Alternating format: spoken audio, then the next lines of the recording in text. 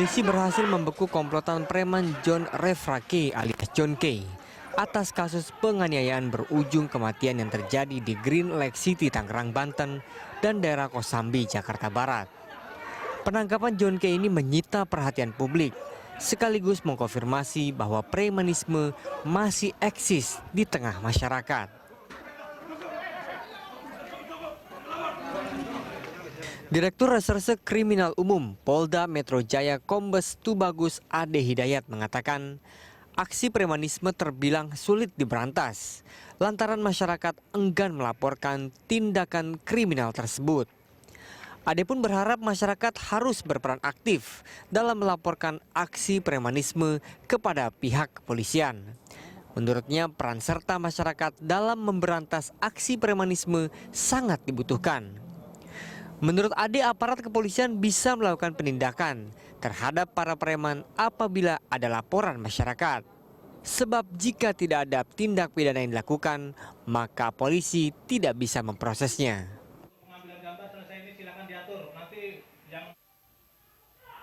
Sebelumnya, Kapolri Jenderal Polisi Idam Aziz menegaskan negara tidak akan kalah dengan aksi premanisme yang terjadi, sehingga tiada ruang bagi preman dan premanisme di Indonesia. Menurut Aziz, penganiayaan, perusakan ataupun penjarahan sangat tidak dibenarkan. Tim Liputan, Berita 1.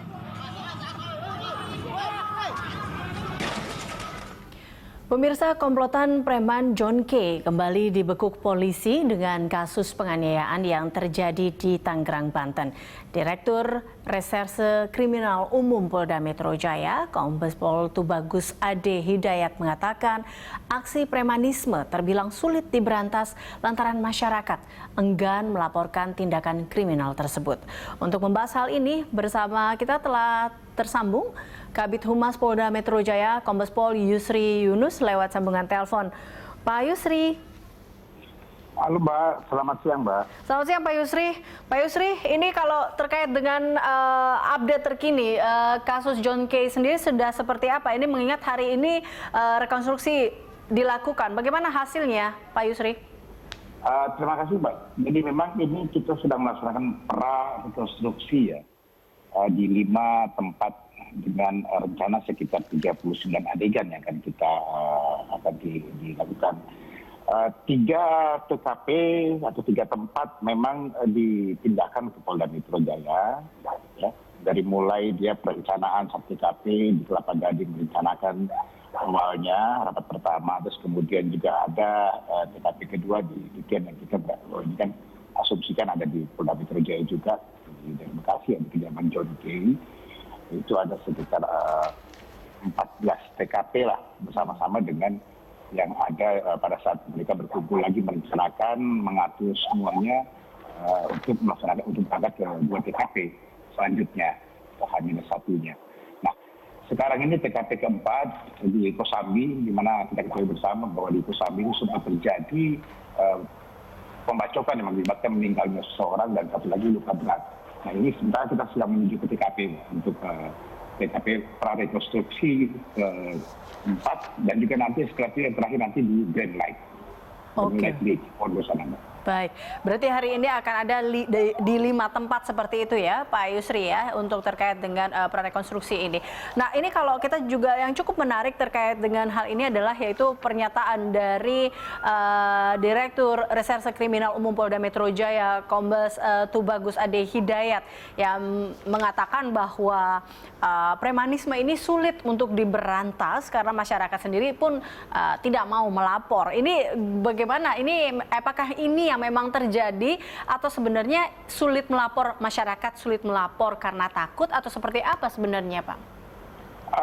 Itu salah satu indikatornya saja ya, tapi tentu yang perlu kita tanamkan di sini bahwa memang apa disampaikan Pak Kapolri itu sudah jelas bahwa negara ini kita tidak boleh tunduk terhadap premanisme. Pak Kapolda pun juga sudah menyampaikan kemarin pada saat melakukan konferensi pers bahwa semua bentuk premanisme yang ada itu akan kita tindak tegas sesuai dengan hukum yang berlaku. Nah, inilah salah satu bentuk itu. Tapi upaya yang kita lakukan, upaya kepolisian untuk menghadapi semua ini, ada beberapa upaya kepolisian. Yang pertama adalah preemptif. Kami sudah sering memberikan himbauan-himbauan, edukasi kepada masyarakat mengenai premanisme yang ada. Plus kami menghimbau silakan kalau memang menemukan apapun bentuk premanisme yang ada yang dilihat dan disaksikan serta dialami oleh masyarakat, segera melaporkan ke kepolisian. Kemudian yang kedua, untuk mencegah terjadinya premanisme itu kita ada upaya namanya tindakan kepolisian preventif.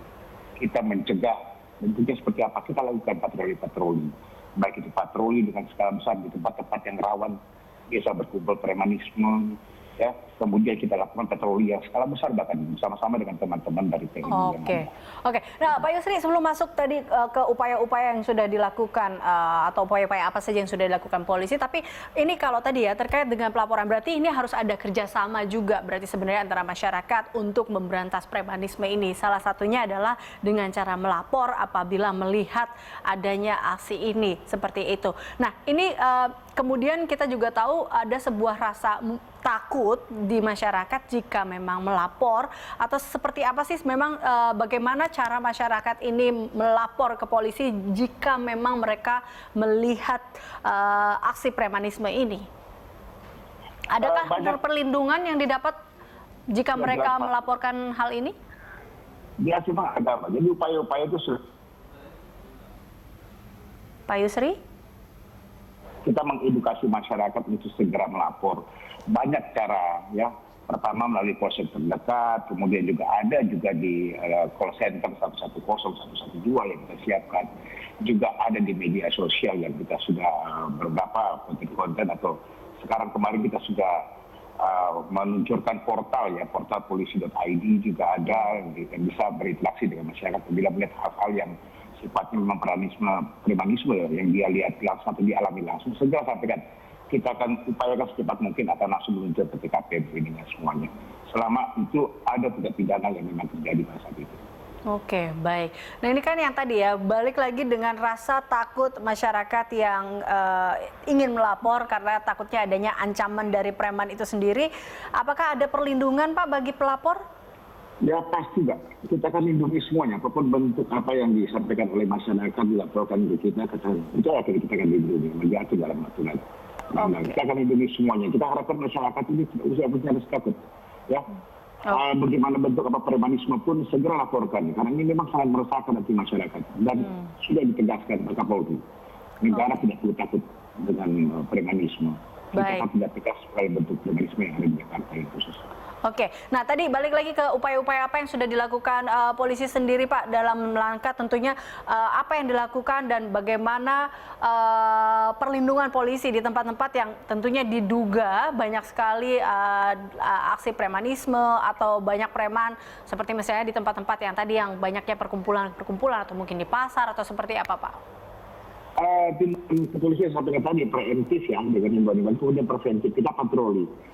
Masyarakat mengharapkan bahwa di mana ada polisi, mana-mana itu harus ada polisi. Dengan adanya polisi, N plus skala, plus kesempatan itu akan menghilangkan tindak pidana yang akan terjadi. Nah itu kan rumusan ininya ya. Itu preventif ini yang kita harus terus kita lakukan, mapping. Upaya paling ada saja di Polda Metro sini yang dilakukan adalah Kapolda membentuk 2 satgas kemarin yang disampaikan pada beberapa konferensi pers kejadian kemarin semasa juga sebelum pandemi COVID-19 ini.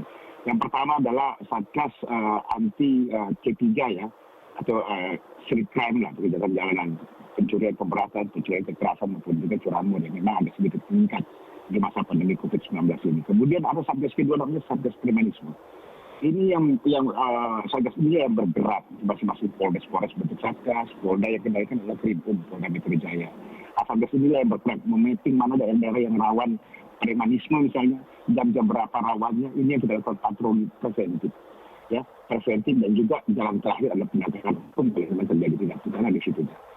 Termasuk kasus ini juga sama, ini adalah Satgas antara Polres Tangerang Kota dengan dikendalikan oleh Krimpum Polda Metro Jaya berhasil kita amankan secepat mungkin kejadian di Kosambi siang, sore, malam itu sudah kita bisa menangkap seluruh pelaku-pelakunya.